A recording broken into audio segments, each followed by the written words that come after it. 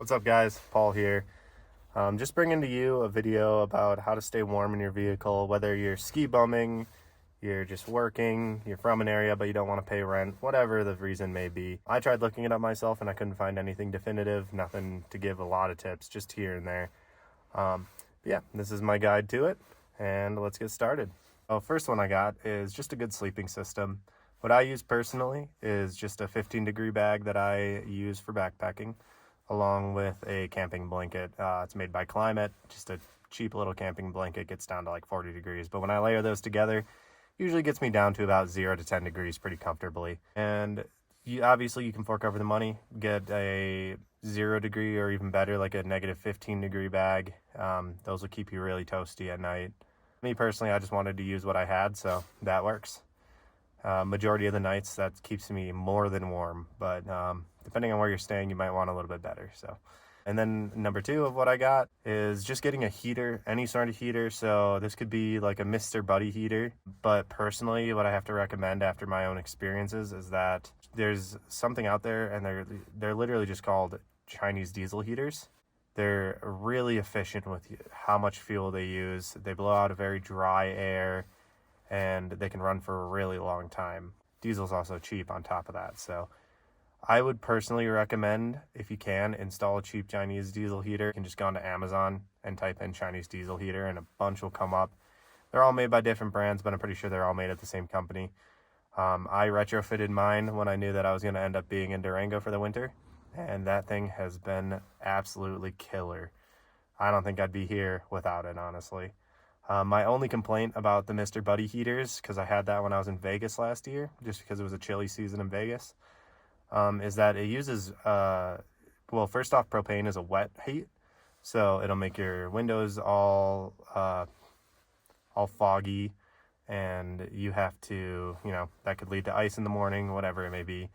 It also just, it uses radiant heat, which works okay in the van, but I found that forced air just works a lot better. It just keeps it circulating, keeps the whole van a lot warmer.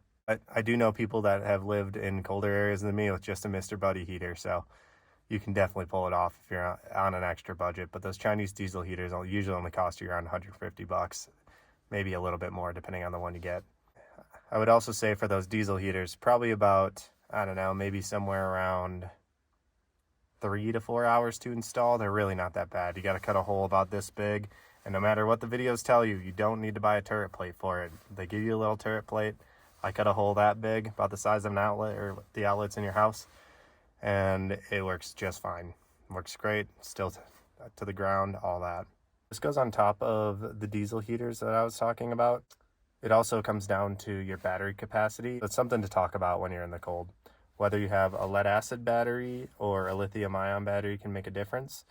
The thing about lithium ion is that it will not charge if it gets below 32, so you have to be much more on top of how warm your car is staying, that kind of stuff. So having the heater turn on at a certain time so it can get solar, or when you're charging your car through the alternator, anything like that, you have to be a lot more on top of that. So I've found, personally, I find my lead acid batteries to be a little more useful, but I do have less capacity due to that.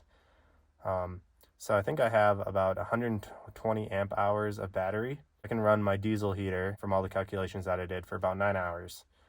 But I usually sleep around 9 hours, so I had to come up with something to stay warmer while I slept, and I actually found, I'll put a link in the bio, a heated blanket that I found, and it draws about a quarter of the energy that my diesel heater would use. So I can run that thing for, I think it was up to like 19 hours or something. Been really clutch for when it's been those really cold nights below 0 that we had about a week ago. If you want to see anything about my electrical system, I have an older video explaining my build when I first built it out. Go check that out.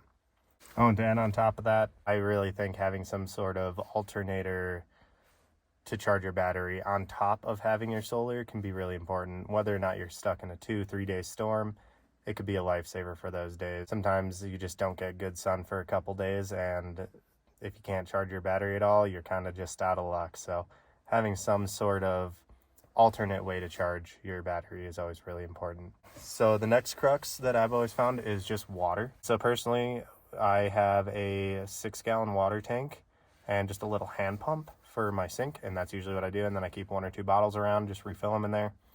But during the winter, especially because my water tank is on the ground and the ground hardly ever gets above 40 degrees, I find that it's just always freezing. It's not really worth it.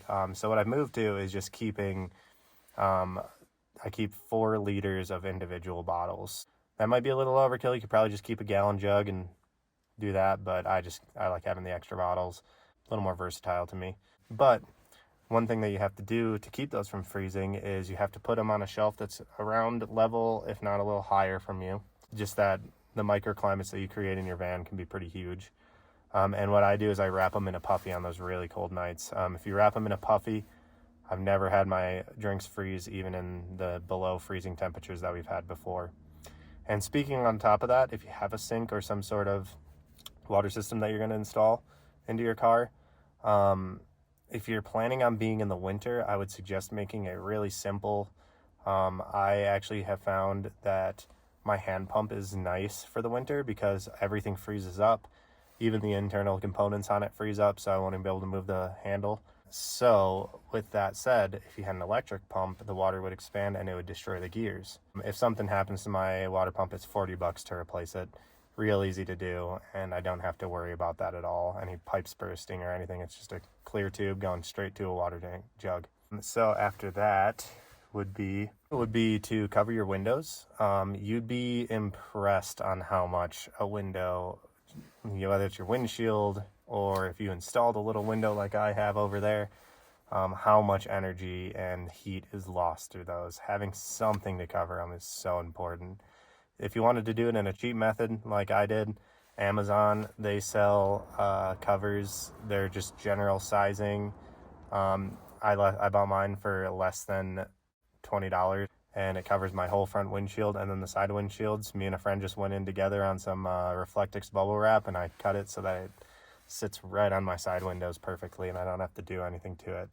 If you needed to, you could put some Velcro on it to get it to be a little neater, a little nicer if you wanted. But I found just cutting it a little oversized from your window works great for me. So, oh, and also having a cover for your vent fan is huge, because especially when you're running a heater at night, that is a hole right on top where all the heat can just escape. I found, especially while I'm running the heater, my car will stay warmer for probably 3-4 times as long just from having that on it. And not every build will give for those nice magnetic ones. I think I got mine for around $25, and all you got to do is just throw a little Velcro on it. Works great for me, so I'd highly recommend it. This kind of goes back to when you're actually building out your vehicle. So when you're building out your vehicle, I would highly recommend get in as much insulation as you can. Every single crevice that you can find, throw some wool style insulation in there.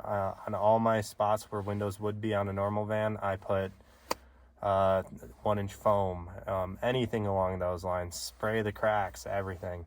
It all makes a difference in the end, even if it's just a couple degrees, because your van will get cold. You're essentially in a metal box in the winter, so keeping your van warm is pretty dang impossible unless you're running a heater consistently. So another thing to go along with that would be actually having a curtain that's rated. So if me personally, I just put in a actual curtain and I sewed it so that it would fit the way that I wanted it.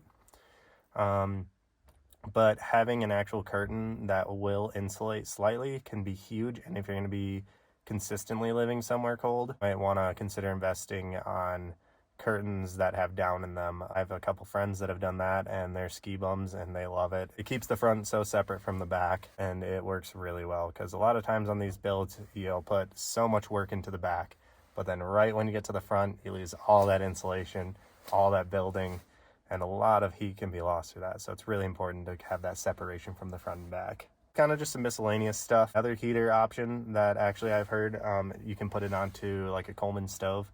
I have a friend that uses it. I've never used it personally, but she was telling me that she uses it more often than her diesel heater, just because it's convenient and she has her stuff always set up, so it's just quick, turn on the stove in the morning. So that's always another really nice option. It's better than the Mr. Buddy heaters in a way, in the sense that you can have a tank rather than having to buy those small pound tanks every single time, because those can add up really fast over time. Another thing would just be to eat before you go to bed. You'd be impressed with how much that can keep you warm. You'll produce way more body heat when you have calories to burn. So that's always a thing to do when you're in the cold. And this kind of goes along with the fact that your floors are never warm. But I would highly recommend, especially if you're not going to be getting any sort of heater, or you just have a Mr. Buddy heater or something, having some puffy pants or puffy boots. I'll show you guys what mine look like. I got both of mine off of Amazon. Relatively cheap, a little more expensive than what I normally buy, but for staying warm, I think spending a little bit of money is definitely worth it, and they're pretty game changer for when you're hanging out in your car. Another thing would be is allow the sun to warm up your car. The sun is such a strong thing to warm up your car. Every single night, I try to make sure I'm facing east so that right when I wake up, I can tear my shades down and the sun is coming immediately in, and it'll hop up 5-10 degrees almost immediately when I let that sun in. So always try to do that. If you're hanging out in your van, try to park in a way that the sun is facing it. Or if you're going to open your doors, put the sun facing that way. Always really important. But yeah, that's my tips for staying warm. If you guys got anything else to add, please add it to the comments. People want to know. It's cold out there and we're just trying to stay warm and make it work. So thanks a lot, guys. If you like this video, go like it and maybe go give a subscribe. I plan on making more van life videos in the future. Thank you.